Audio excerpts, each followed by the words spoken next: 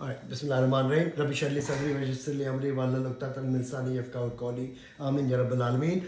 So first verse is verse 29. وَكُلِّ الْحَقُّ مِنْ رَبِّكُمْ فَمَنْ شَاءَ فَلْيُؤْمِنْ وَمَنْ شَاءَ فَلْيَكْفُرْ إِنَّا أَعْتَدْنَا لِلظَّالِمِينَ نَارًا أَحَاطَ بِهِمْ سُرَادِقُهَا وَإِنْ يَسْتَغِيثُوا يُغَاثُوا بِمَاءٍ كَالْمُهْلِ يَشْوِي الْوُجُوهَ بَئْسَ الشَّرَابُ وَسَاءَتْ مُرْتَفَقًا.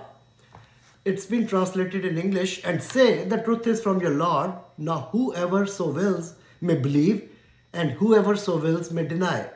Surely we have prepared for the unjust a fire, whose tent will envelop them. And if they will beg for help, they shall be helped with water like oily dregs that will scald the faces. Vile is the drink, and evil is the fire as a resting place.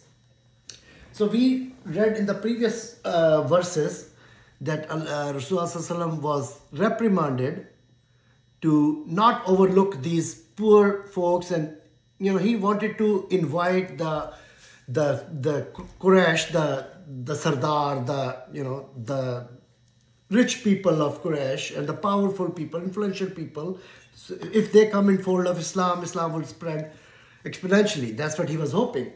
And in that context, the verse came, and Allah SWT said, وَكُلِّ الْحَقُّ مِنْ رَبِّكُمْ. The truth, say, al-haq, meaning the truth. There are whatever they are seeking, the question they are asking, that's not important. The book that is Allah SWT sent, that is al-haq. And al-haq is min rabbikum, is from the Rabb, your Rabb. فَمَنْ شَاءَ فَلْيُؤْمِنْ. Whosoever wants, believe in it.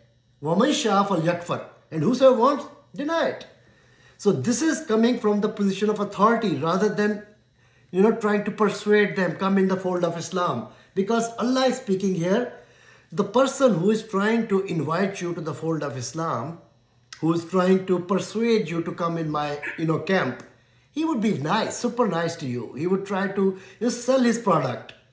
A salesman would try to sell his product to bring you into his camp. But here Rasulullah is commanded. And whenever kull is used, Allah subhanahu wa ta'ala's backing is there. Because this is not Rasulullah speaking. Allah is ordering him to speak in this way, in this language, in this tone. وَكُلِّ الْحَقُّ مِنْ رَبِّكُمْ فَمَنْ شَاءَ فَلْيُؤْمِنْ وَمَنْ شَاءَ فَلْيَكْفُرْ. I don't care, Allah subhanahu wa ta'ala is saying, tell him. If you want to believe, believe. If you don't want to believe, don't believe. You can deny. Inna atadna lil zalimin naran. I have no doubt. Inna means there's no doubt in it. Atadna lil zalimin. We have prepared. Inna atadna lil zalimin. Zalim is somebody who displaces truth from, who replaces things from their original place. So that's called zulm. Zalimin. So anybody, Allah subhanahu wa ta'ala is warning them after saying that whosoever want to believe, believe. Whosoever does not. So idly it sounds like he doesn't care whatever you want to do, but then he's warning. There are consequences. If you don't believe, I have prepared what for Zalimin? Naran, fire. Ahata bihim suradikuha. Ahata bihim mean, that is, ahata is the circumference. Bihim suradikuha. What is suradikuha? Suradikuha is used for, you might have seen in Pakistan the tents that they put in place in weddings, which is not covered. So the roof is open, there is no ceiling, and there is a tent around. So Allah subhanahu wa ta'ala is saying, whosoever deny, I have prepared for them a special lil zalimin naran ahata bihim suradikuha, that would envelop them and circle them like a canopy, like a tent. وَإِنْ يَسْتَغِيثُوا يُغَاثُوا. And when they would, when yastaghisu is said for water. When they will ask for water, of course, when you are enveloped by a fire, you'll get hot and you'll get thirsty. And when they will ask for water, what would happen? Yugasu bima kal mohli. They will be immediately given water. This whole verse is sarcasm to these warning, and Allah subhanahu wa ta'ala has used sarcastic language. That there will be, yugasu bima kal mohli. Mohli is used for oily dregs, molten copper, a copper that is melt, and then that boiling water if it's thrown on your face, if it is given to you in your faces, what it would do? It would scald you. So Allah subhanahu wa ta'ala says, Yastaghisu yughasu bima kal mawli yashwil wajuh. Yashwi means it would scald. Wajuh means faces. So that water will scald the faces. Baisal sharab wasat murtafaka. Baisal means evil. It's Allah's vile, bad. This drink that they are given, this molten copper, which would scald their faces, this drink Allah subhanahu wa ta'ala is saying is vile, it's evil, and what a horrible place. Vasat, murtafaka. Murtafaka is used to recline, to chill out. Some place to chill out. And Allah subhanahu wa ta'ala, what a horrible place that is to rest. So Allah subhanahu wa ta'ala has painted, first of all, in this verse 29, a picture of what would happen to people who deny. First of all, Allah subhanahu wa ta'ala told Rasulullah sallallahu alaihi wasallam, tell them, Haqq is from my master, Kullul Haqqi from Rabbim. Whosoever wanna accept it, accept it. Who wanna deny it, deny it. But then, consequence of denial, he has explained that. In next verse, Allah would explain what would happen to, next and the following verse, what would happen to the people who believe. So, reward of those people. Anybody want to add before I go to the next verse? Okay. Alright. So, the next verse, which is verse 30, is Inna ladina amanu wa amilu salihati inna la nuziyu ajran man asana amla. Basic translation is, as for those who believe and do righteous deeds, of course we do not waste the reward of those who are good in deeds. So Allah subhanahu wa ta'ala has told us what would he do to people who deny. What would happen? He has prepared a special fire. And then in contrast to these people that Quraysh used to call nobodies. They used to tell Rasulullah, if you remove these poor, untouchable folks from around you, we will come to the fold of Islam. Their problem was, his followers are all nobodies. And we are sardars, we are the masters, and we are the chaudhris. How can we come to this camp? If he goes away from, these people go away from his side, they will join. And that's when Allah subhanahu wa ta'ala reprimanded Rasulullah, your eye should not go beyond them, and you should be satisfied with who you have. These are the people who pray to me day and night, and this and that. So all that was background. And then Allah subhanahu wa ta'ala is saying, Inna lazina amanu, those who believe, allazina amanu, who have accepted iman, brought iman, wa amilu salihat. I have explained many times before, amilu salihat is, doing righteous deeds, basic translation. But that's the weak plural. Arabic language is so beautiful, there are different words for different things. So there is a weak plural, which is some it's a minor plural, 2 to 10 plural kind of thing. And then there is the other plural, which is for infinite things. So here, Allah subhanahu wa ta'ala for amle salihat use a plural, which is a weak plural, which is 2 to 10. So Allah subhanahu wa ta'ala is saying, Inna ladina amanu wa amilu salihat, those who believe and do some righteous good deeds. Not a lot. It doesn't mean that you have to spend all your life doing righteous deeds. We are human beings. Allah subhanahu wa ta'ala knows what He has created. And we are not capable of doing good righteous deed all the time. And that is captured here by the word, selection of the word for amle salihat. Allah subhanahu wa ta'ala has used feminine plural, a weak plural, where, it is for some good deeds. Then Allah saying, Inna la naziyu. Naziyu is from Zaya, Urdu Zuban jo bolte hain. We all have heard naziyu. Allah is saying, Inna la naziyu. Allah, He would not waste, naziyu, Zaya nahi karega, ajra man ahsana amla. Ajr of all ahsan amal. Whatever amal you do, ahsan amal, He would not put them to waste. So Allah subhanahu wa ta'ala is saying, and that includes when He says man asan amla, everybody is included in that. Whosoever does, it's not just confining to the companion of Prophet sallallahu alaihi wasallam. Anybody and everybody who would, that includes all of us as well. Inna ladina amanu wa amilu salihati inna la nuziyu ajra man asana amla. Allah would not put to waste any good that you do, all good deeds that you would do. And again, I have explained the difference between amal and fail. So what is fail and what is amal. Fail is something that we do reflexly. Like breathing is a fail. Seeing is a fail. Watching a movie is an amal. When I'm using the same eyesight to watch something, then that's an amal. Hearing is a fail. When there is a sound, if you are not deaf, you will hear. But listening is an active amal. It's an amal. So difference between fail and amal is intent. When you want to do something intentionally, that's amal. So that's also captured. Inna ladina amanu wa amilus salihat. You are doing intentionally those amal, those good deeds, righteous good deeds. And Allah SWT is saying, I will not waste any of good amal that you would do. Anybody want to add something or should I continue? Continue.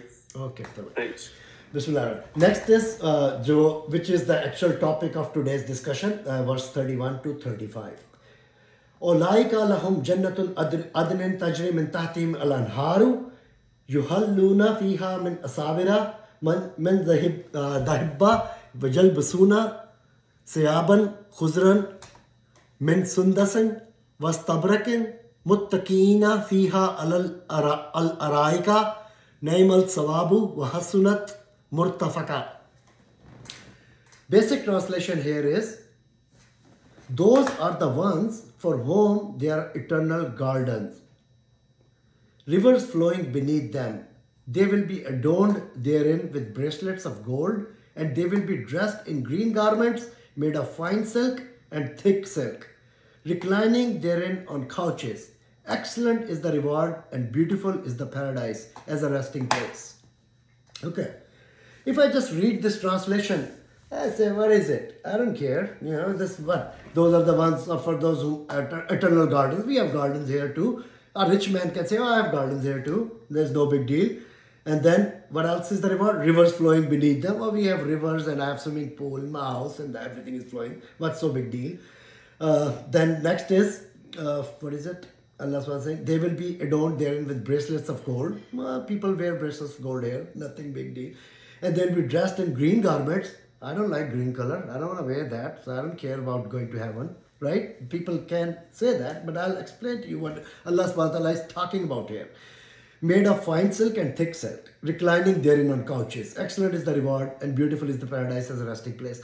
So you lose everything in translation. If I just read this translation, I say it's not a big deal. First of all, Allah subhanahu wa ta'ala, when He's trying to portray the image of heaven, He uses the terminology, things that we know of, that we are aware of, so that we can relate to it.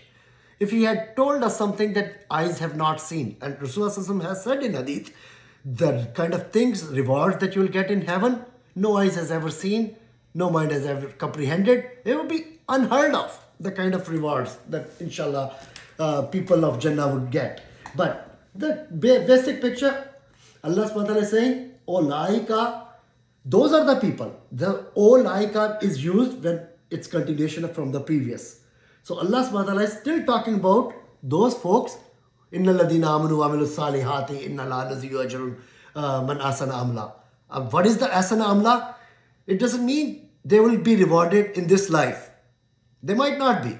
They might be. But there are plenty of examples of people who are wonderful people, righteous, good people, living the bare life, very poor life, very miserable life in this worldly sense. It doesn't mean that Allah subhanahu wa ta'ala doesn't love it. And that would be covered in the next story, which Allah subhanahu wa ta'ala is going to talk about. Allah's love does not mean that He has blessed us with a lot of things. So anyways, I'm not going to go ahead of myself. So, Olaika lahum jannatin, they are Olaika lahum jannatun, Jannatu, the other inheritors of Jannat. Adnin tajri min tahtim al-anhar. Adan, what is Adan? Adan is used for something central. Adan is also used for longevity, where there is permanence. So to settle somewhere where someone live longer, that is also for Adan. There is permanence factor in Adan. Adan is also used for center or heart of something. Adan is also Adnan, the same, the word Adnan, name Adnan is originated from the same background. And Adnan is the term used for a camel that is traveling and sits somewhere and just chills out there. He does not want to leave. Said that camel is doing Adnan. He is just settled there, right? So Allah was saying, Olaika lahum jannatu adnin tajri min tahti al-anhar. Other thing in Adan that is captured that you miss in translation, Adan is also derived from a word called Adina. Adina is the term used for something that keeps changing, that keeps evolving. One of the biggest challenge thing that people ask, hey, if I'm in Jannah, it's the same thing every single day, man. There's no change. I'm living there for eternity. Same wine, same drink, same milk, same honey, same coils. I'll get bored. Same hoors. But no, this is captured in the word Adna. Jannati, this is the first of all paradise, and that's a Jannat is Adan, which I said these Adam. So of Eden. Eden. Also. So yeah, Noman said he hasn't done research on that. Garden of Eden is derived from the same possible. He thinks it's probably from the same origin, Adan. But Of Eden, because in Hebrew it means place of pleasure, yep, and in Bible it means God's garden of paradise for Adam and Eve. yep, So yep. Sounds good. So Olaika lahum jannatu adnin tajri min tahtim al-anhar. So they will be rewarded with a jannat, paradise. Adnin tajrin min tahtihim al-anhar. Why al-anhar? I've always been thinking about that.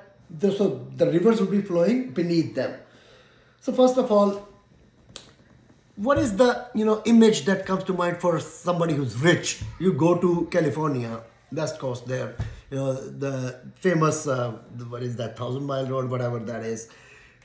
All the houses, on top of the hill, ocean flowing below. You have the waterfalls. You have the waterfront. All that kind of image. Real estate property, if you want to buy oceanfront property, that's the most expensive. Where you can see from your from the window water flowing underneath. So it's an image of luxury, right? Allah subhanahu wa ta'ala is describing these are the people who will be rewarded with that kind of Jannah, just where there is permanence, there is change, there's always excitement because there is change. It's always something new. Food that you eat, it won't taste the same the next day. It will be evolving. The drink you would drink, it won't have the same sweetness, it would be even better the next day. So there's evolution in Adan. So Tajri min Tatim al-Anhar, there's a hadith of Rasulullah, there are going to be 4 rivers basically. That's why the word Anhar is used. Okay, you would have underneath your, you will be having these rivers flowing underneath you, meaning you might have, a floor of glass where you can see these rivers flowing beneath you that you are in possession of. One is the river of, they say, milk. The other is river of honey. Third is river of wine. And fourth is river of water. So these 4 rivers are considered from the hadith. So these are probably referred to. That's why the plural word is used. That anhar would be flowing beneath you, underneath you. And then next word is al-anharu. Yuhalluna fiha min asawir. Yuhalluna. Okay, so yuhallun and yutahallun, they're 2 different words. Yuhallun is translated here that they will be, what is translated? They will be adorned therein with bracelet of gold. So yuhallun is basically somebody is decorating you, decking you. Somebody is serving you basically. Allah subhanahu wa ta'ala is describing these folks of Jannah. First, rivers flowing underneath them. There's all sorts of luxury. And then they would be decked there with what? Gold, bracelets of gold. But I'm going to explain each single word, one of these words. And there's beautiful meanings to which you lose in translation. Yuhallun, first of all, as I said, is doing that by somebody. Yuthalun is somebody when you're doing it yourself. So height of luxury is when you're royalty, you have servants who are decorating you. They're putting those garments on you. They're putting those, not garments, those ornaments, those bracelets, jewelry. They are putting crown. You have servers who are doing this service to you. You're not doing it yourself. But when it comes to yalbasoon, Allah subhanahu wa ta'ala has used a word which is you're doing it yourself. Because that's your privacy. You don't want your servant to be dressing you. Hey sir, put your right leg in, put your left leg in, now put your underwear up. So that part, Allah subhanahu wa ta'ala has used the word yalbasoon, which is dressing up yourself. It's not somebody dressing you up. But when it comes to adornment, you're being, hooked up with. So that is captured in the word yuhaluna fiha min asawir. Okay, asawir. Asawir is the word which is derived from the word sivra. Sivr is the singular form, and it's used for bracelets. Okay, so iska plural. Let me just get to my notes so I don't misquote.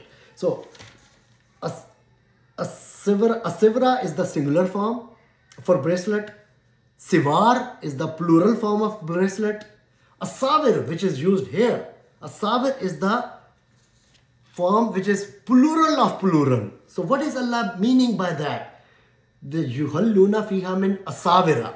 It's not sivra, it's not asawir, it's asawira. Asawira is the plural of the plural, sivar ka plural hai, and it means all kinds of bracelet, basically. Allah is saying all kind of jewelry, all kind of bracelets. One can say, I'm not interested in bracelets. I'm not a woman. I'm not going to put on those gold. So, what are these asawir? Asawir are all sorts of adornments. Nowadays, when we get rich, people who get really filthy rich, then you start buying those golden or diamond-filled, cufflinks. You go buy nice watches, Rolex watch, and this watch or that watch. I don't wear, I'm a poor man, so I don't know those things. But yeah, so these are captured, that these are the folks who would be decked with all these ornaments. And servants would be doing that for them. And then Allah was saying, Man dahibbun yalbasuna siyaban. Min dahibu. Asaviru min dahibu mean gold. Dahib mean gold. So they would be adorned with gold and all that kind of stuff. Bracelets made of all sorts of bracelets made of gold. Then they would be dressed by themselves, not by, as I said, not by somebody else. So the word that is used if somebody is dressing you is yat libasoon. Here Allah subhanahu use yalbisoon. So yalbisoon is doing it yourself. Yatalbisoon is somebody else is dressing you up. So yalbasuna sayaban khuzran. Sayaban mean garment. Khuzr mean green. Mean sundas. Sundas is a type of silk which is a fine silk. So they will be dressed with fine silk. And astabrak is the thickest and the best form of silk. It's not just the silk. So astabrak is the term used in Arabic for the most exquisite, the most eloquent, most extraordinary form of clothing. The best that you can have, most expensive, most exotic clothes. The term used for that is astabrak, also for thicker silk. So Allah subhanahu wa ta'ala is saying, and then again, outer garment has to be different than the inner garment. So it can't be the same. So Allah subhanahu wa ta'ala saying, you have fine silk and thick silk and they will be dressed with that. Alright. Siyaban sundas wastabrak. Muttaqiina fiha alal araika. Muttaqiina, again, they would be resting there. Fiha alal araika. Muttaqiin, taqiya se nikla. Taqiya is when you're reclining, you're chilling, you're resting. So Allah subhanahu, these would be muttaqiina fiha alal araika. What is araik? Araika is plural of raik. Raik is basically a four-post bed. You must have seen the Victorian beds, the crown, the royalty they sleep in. A bed with four posts, with curtains around it, silk ka wala curtain or ye wo, privacy ke liye. That kind of luxury is captured by araik. They will be reclining there in couches, and this special for your intimacy, for that time, you have this. And araik is plural of raik, as I said, multiple beds, big beds. It's like extra king size, whatever, with 4-post, golden, whatever. So Allah subhanahu wa ta'ala is painting the picture that you'll have that kind of beds and you'll be right there. And then Allah say, Naimul sawabu wa hasunat murtafaka. Naimul sawab means what a beautiful reward. Wa hasunat murtafaka. For those husunat, murtafaka, where to recline. So compare this with those people who Allah subhanahu wa ta'ala said, you want to believe? Believe. Don't believe? I have prepared for you the nar. And that Allah subhanahu wa ta'ala has used all sarcasm, how they would be treated. Their treat would be that, when they would ask for water, they would be given molten copper. There was copper as well, molten copper. That would scald them. Here, they are also given sort of gold, copper, same ornaments, but they are decked with that. They are adorned with that. It's a complete contrast for both. One party, they consider themselves, these are Quraysh, who consider themselves the rich. We are the people of honor and stuff. Allah subhanahu wa ta'ala, you don't want to believe? This is what I have prepared for you, and that would be the reward. What a great place to rest, And then Allah subhanahu wa ta'ala describing all these untouchable and those low-class people that you think, this is the reward I'm going to be giving to all those who do ajran asanamla. So you'll be saying the name, Wasunat Murtafaka. Murtafaka is same thing, to recline, but here Allah subhanahu wa ta'ala is actually describing what a beautiful place to recline for these people it is. Anybody want to add something or should I continue? Continue. Okay. So next is verse 30. Sorry. I was saying the fabric brocade is also mentioned there, right? Along with the silk. So, isn't that what the meaning of Siyaban? Or you're talking Istabrak is thick silk. It's the most Istabrak or Sundas, they're both type of silk. One is fine silk, one is thick. The most it's a silk, and then it's kind of like a brocade. The difference between the brocade and the silk is that in brocade it's embossed. So like not a plain fabric, but it kind of just 3D look at that. It is embossed on it. Embossment. So that is called brocade. It's very heavy and it's kind of like very fancy. I guess whatever. उसमें it has जब फूल बना हुआ होगा ना, वो फूल उसके अंदर नहीं होगा, उसके ऊपर लगेगा तुम्हें. It will kind of like look like it is embossed on it. So that's the quality of the brocade. And then the couches are also being explained that those will be adorned as well. So ना सिर्फ आप adorned होंगे, कपड़ा silk और brocade होगा, जिस चीज पे आप लेटे हुए होंगे वो भी adorned होगी. यानी it's not a simple thing that you're lying resting on. उसकी भी adornment explain की है उन्होंने. But anyways, we get the point. All right. Thank you, Jazakallah. So next is verse 32. وَزْرِبْ لَهُمْ مَثْلًا رَجُّلَيْنِ جَعَلْنَا لِأَحَدِهِمَا جَنَّتَيْنِ مِنْ أَنَابٍ وَخَفَّفْنَاهُمَا بِنَخْلٍ وَجَعَلْنَا بَيْنَهُمَا زَرْعًا. Basic translation here is, give them an example. There were two men.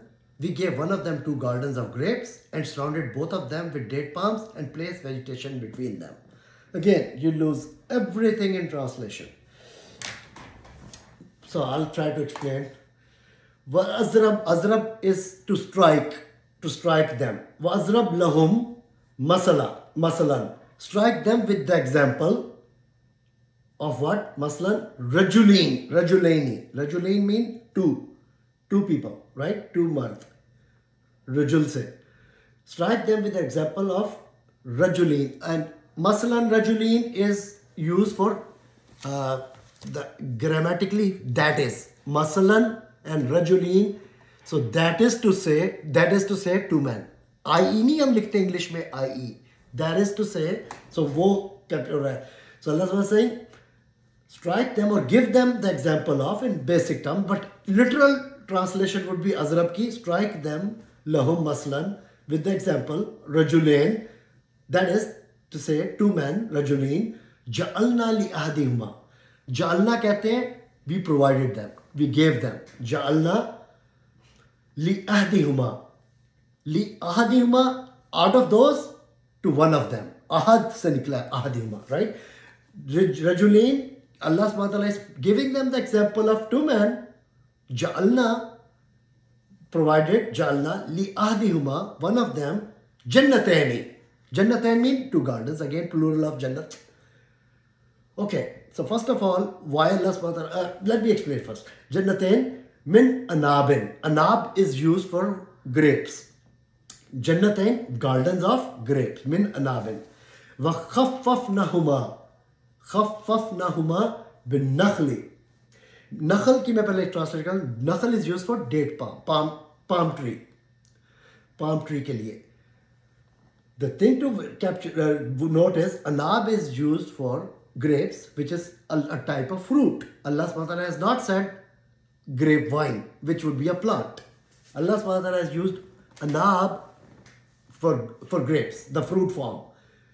But nakhl is used, Allah could have said the fruit form as well, which is the date. Allah used the term binakhl to describe it's a plant.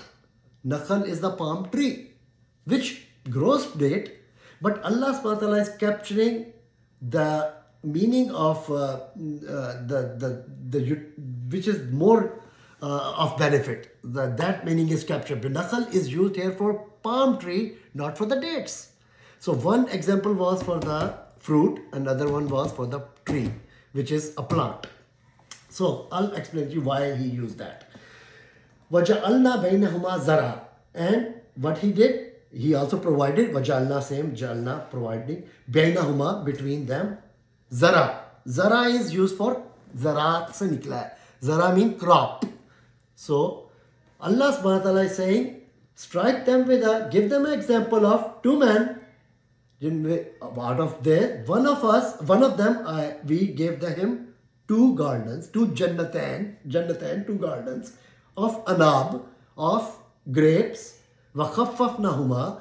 Khaffafnahuma is used, the term for surrounding something, also providing protection to something.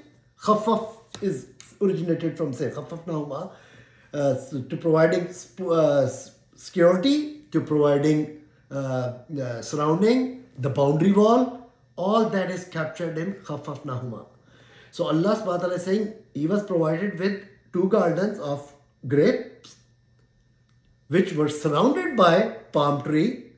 Okay, a property that is surrounded by palm tree, palm tree serves various purposes. One, grape is a very, very delicate fruit. It can easily be destroyed by, harsh wind and stuff. So Allah subhanahu wa ta'ala said, I have provided for this garden a security system where its boundary was of all the palm trees. So not even a single storm or anything can hit and destroy this garden. So that's why Allah subhanahu wa ta'ala captured the word nakhl here, that describe it as a palm tree rather than date. Although palm tree is also going to produce date, but production of date is not that important. The security system that nakhl is providing for this garden is very important. That's why it's highlighted as nakhl. So, and khafafnahuma, because the surrounding and the security system that is captured in khafafnahuma. Binakhlin wajalna bainahuma zara.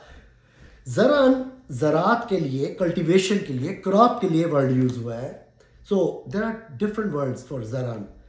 So first of all, so Allah subhanahu wa ta'ala is capturing ke he has struck them Jannatain, who had this anab grapes, and they have security system of this palm tree, and then in between them there is zara, crop.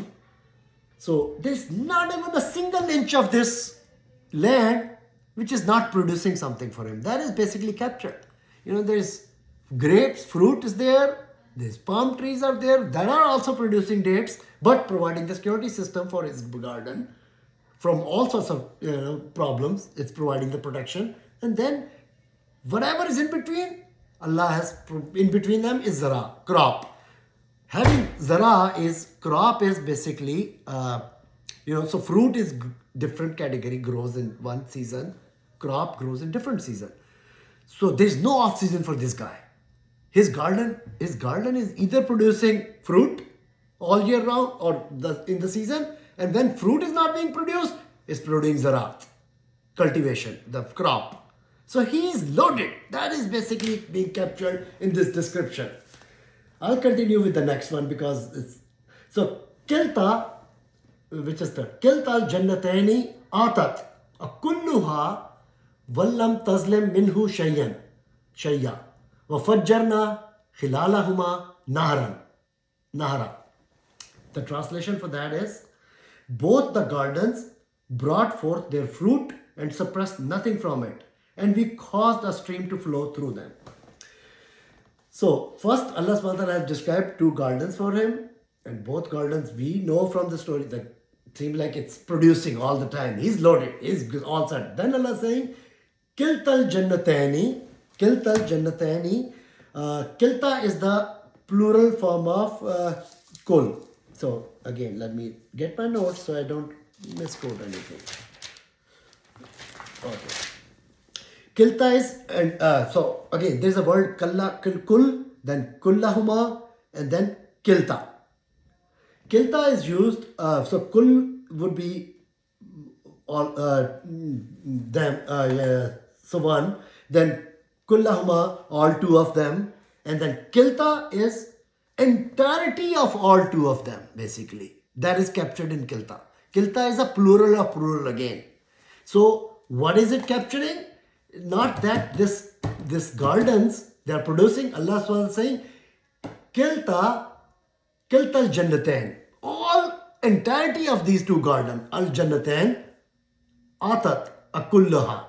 Atat, giving something. Atat means, so entirety of these two gardens, whole entirety of these two gardens, not even a single place is not producing profit to him. That's what is captured in kilta jannataini al jannataini atat akulluha. Akulluha is used. Why is akulluha?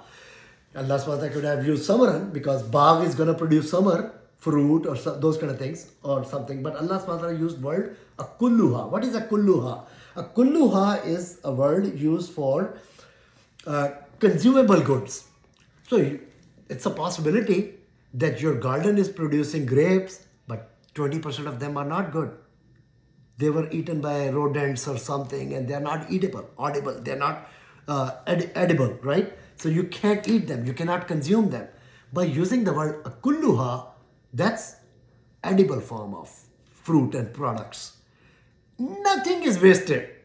Everything that this garden is producing, this jannatain that Allah subhanahu wa ta'ala has blessed him with is producing, it does not waste anything. Everything is 100%. And then what could have happened? So fruit can fall. You have grapes, you have oranges, you have, mangoes. Some of them fall and they go out of your boundary line into somebody else's property. What Allah subhanahu wa ta'ala has captured next? Akulluha wallam tazlim. Tazlim is the word derived from zulm. And none of this is, they do zulm. Zulm mean, I told you before, placing something where it does not belong. If this fruit has gone from my property to Mughi's property, the fruit has done zulm to me. That it belonged to me, but it went to Mughi's property, right? Allah subhanahu wa ta'ala is capturing none of his profit, none of his belonging is going anywhere else. He is hooked up, he is loaded. Not even a single drop of his production is going anywhere. It's not being wasted, it's not going to anybody's property, and 100% of his product is edible, it's consumable. That's how Allah subhanahu wa ta'ala hooked this guy up, right? So this is all preparing for something. The big lesson out of this whole verse, which inshallah I'll try to explain. So Allah subhanahu wa ta'ala has this, Allah subhanahu wa ta'ala is capturing. And again, unless we dive deep into Quran, we would not benefit from these beautiful verses that Allah subhanahu wa ta'ala has given us in this Quran. So what is this, all the story is doing? كل الجنة أتت أكلها ولم تظلم منه شيئا. So they did not shortchange him even with a single drop. Nothing. Shayan means not even nothing was being wasted. Not just fruit. It captures everything. None of his Jannatan's production, even a single drop or date or something, or part of it would be wasted. So that's how he was hooked. Okay? Min shayin. وَفَجَّرْنَا خِلَالَهُمَا نَهْرًا. Next क्या किया अल्लाह सुब्हानहू ने उसके लिए? फज्जरना फजर कहते हैं gushing forth, एकदम फट के निकल आना, लावा निकलना, उसके लिए टर्म यूज थे फज्जरना. So अल्लाह सुब्हानहू ने वफज्जरना खिलालहुमा नहरा. Right in the middle, Allah subhanahu wa ta'ala is basically gushing forth a nahar for him, for cultivation, for his watering, irrigation system Allah subhanahu wa ta'ala has provided, which is providing the whole gardens and his crops and everything. It's running through them and providing khilalahum mina humamin. It's going through them. So this irrigation system that Allah has gushed forth for him, khilalahuma nara, it's going through the whole gardens, entirety of the gardens. So when it's going through the gardens, it's of course going through the crops as well. So everything is hooked up. Not even a single inch. Why Allah subhanahu wa ta'ala used word Jannatan here? Why did not he use some other word for garden? There are multiple. Mastan is one word used for garden. Jannatan is only used for Jannat, heaven's gardens. Why? Because there's not even a single spot which is not green, lush green and beautiful. Allah subhanahu wa ta'ala is capturing what I gave him. He was hooked up. He had Jannat on this earth. He was given a kind of property. You know, all of you, Muhis is doing masjid development right now. In land development, there's easement where you have to leave 25, 35 foot, this foot, 50 foot for easement, right? Where you cannot put anything, you cannot grow any crop. His property, 101%, it's producing. There's no spot which is not generating him money. That is captured in these ayat. So he's that hooked, right? So khilalam naran, and then irrigation system he has provided. Vakana lahu samru. Okay, so any question about any of what I have explained? Because next one is a lot of psychological thing that I will try to inshallah explain. So should I carry on? Alright, I'll carry on. So that's the verse 34. Vakana lahu samru fakala lit sahibi wahuwa juhawarihu anna aksaru minka malan wa azru nafra. English basic translation is, and he had wealth, so he said to his companion while conversing with him, I am greater than you in wealth and stronger in manpower. Again, doesn't make any sense.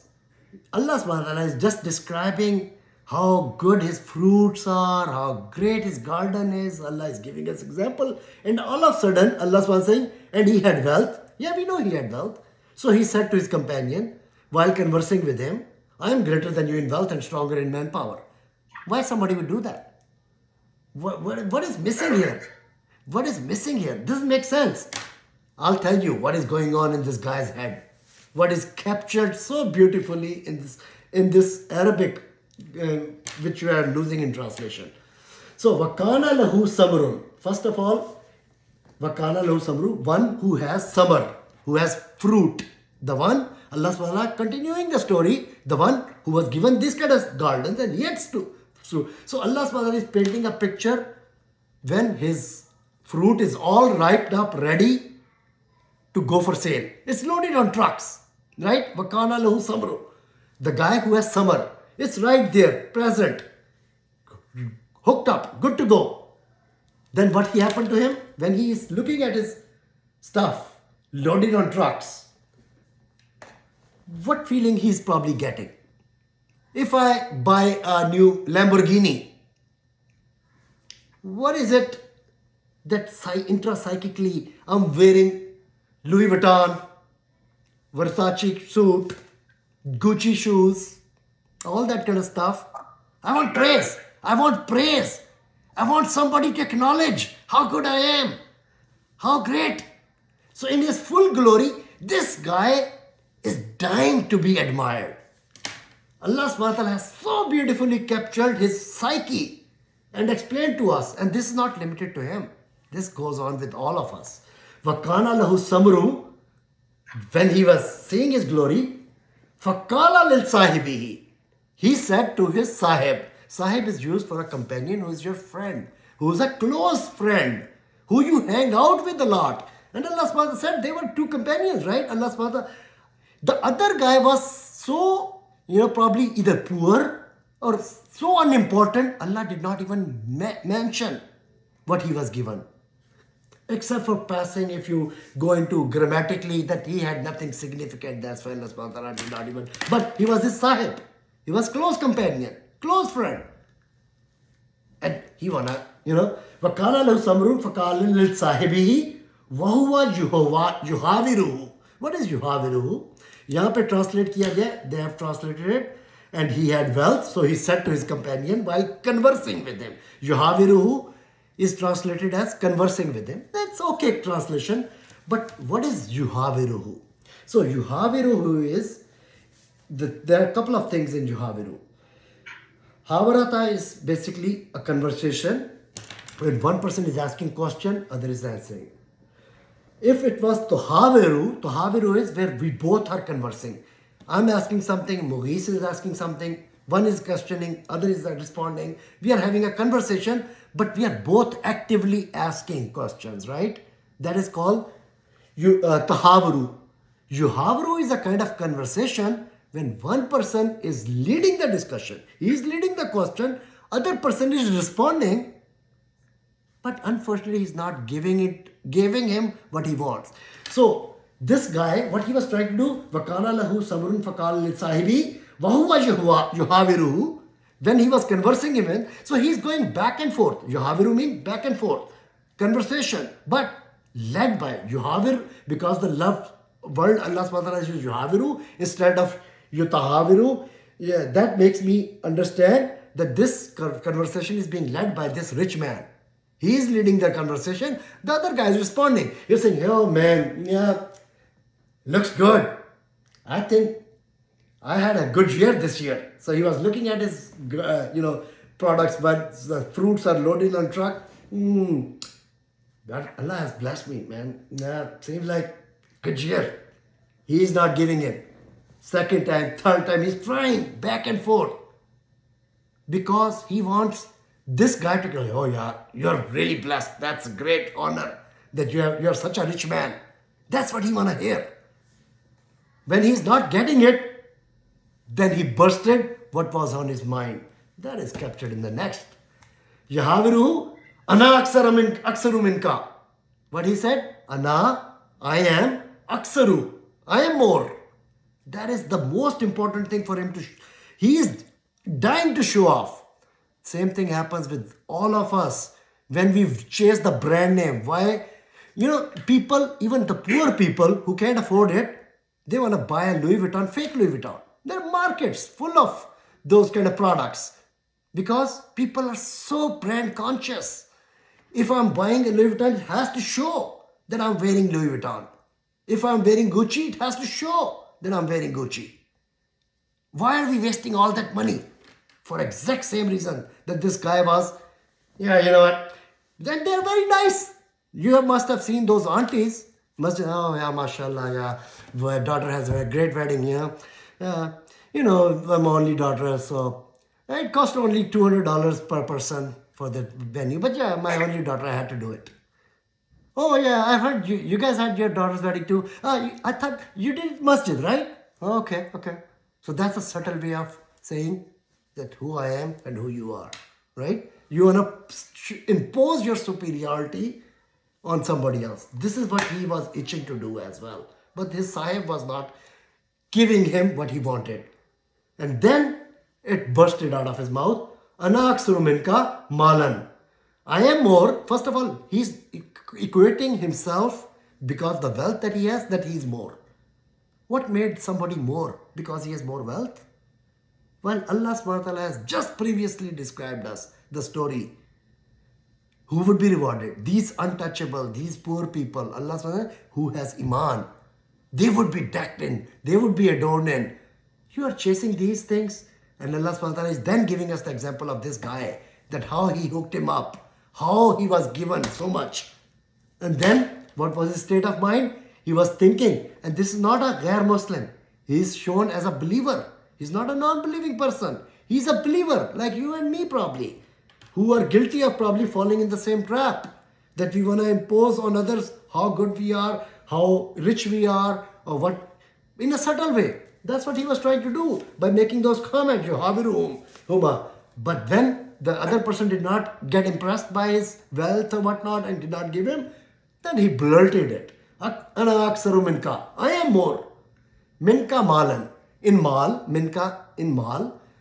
Wa azzu and izza. Izza mean two things: authority and respect. Somebody who enjoys authority and respect. He is equating his psyche is, because I have more wealth, I have more izzah, I enjoy more authority, I have more respect. Nafaran. And in persons, he has more employees. Of course, when you have such a great garden, you have plenty of people working for you. You are loaded. So that narcissism of his, that he was trying to impress everybody with all the money, that the blessing, he just could not contain it and spilled out. That was captured in this verse. And then Allah subhanahu wa ta'ala is describing, he said that, Allah subhanahu wa ta'ala, وَدَخَلَ جَنَّتَهُ وَهُوَ ظَالِمٌ لِنَفْسِهِ Kala ma zunnu antabida hadi abada. What did he say? He said, and he entered garden while he was doing wrong to himself. He said, I don't think that this will ever perish. Okay. This is Allah subhanahu wa ta'ala describing his state of mind after his absolute desire to get acknowledged that how good, how rich, how powerful he is, which he did not get, how he blurted it out. Then he came back. Now Sahib is gone. Allah subhanahu wa ta'ala is painting a picture where he came back. He entered his gardens. Previously he was in front of his crop where sale was going on.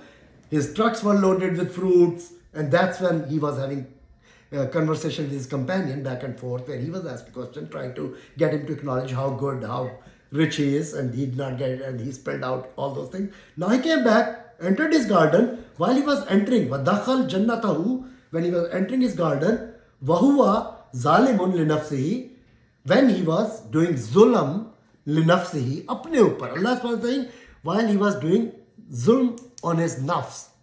What zulm he has done on his nafs? I did not hear anything. That will be captured next. What zulm he has done. First of all, his kind of narcissism, ego, that was zulm to himself.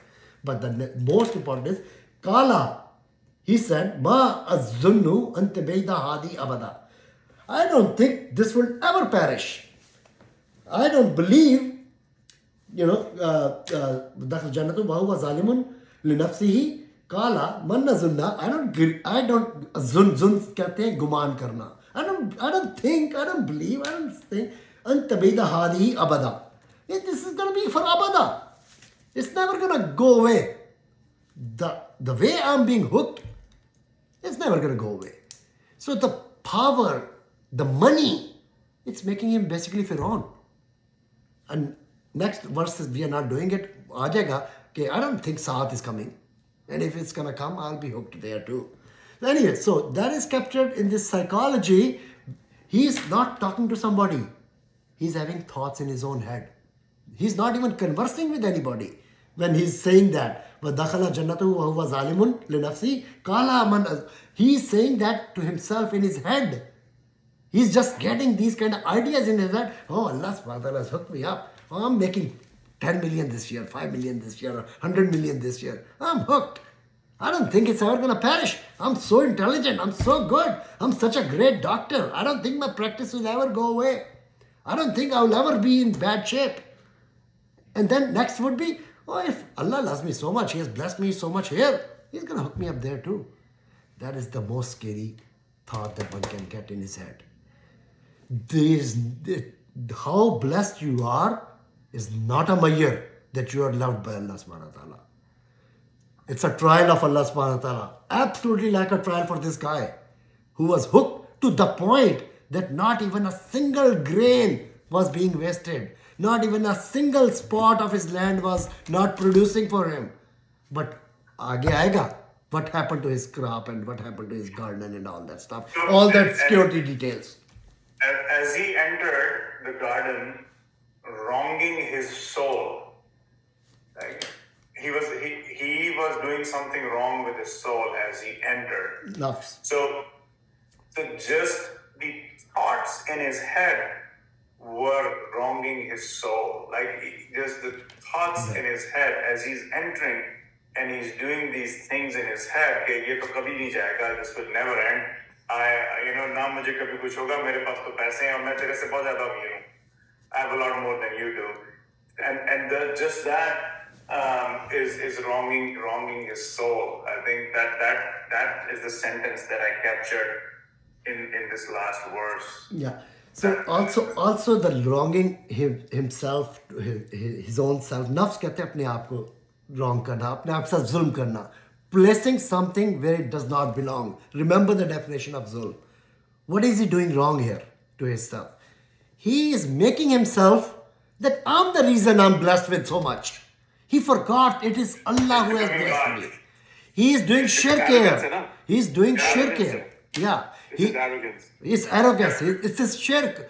That I'm such a great surgeon. I'm such a great doctor. We are all guilty. We can all be guilty. I'm such a great programmer. I'm such a great administrator or whatnot. Then I'm rewarded. It's all because of me.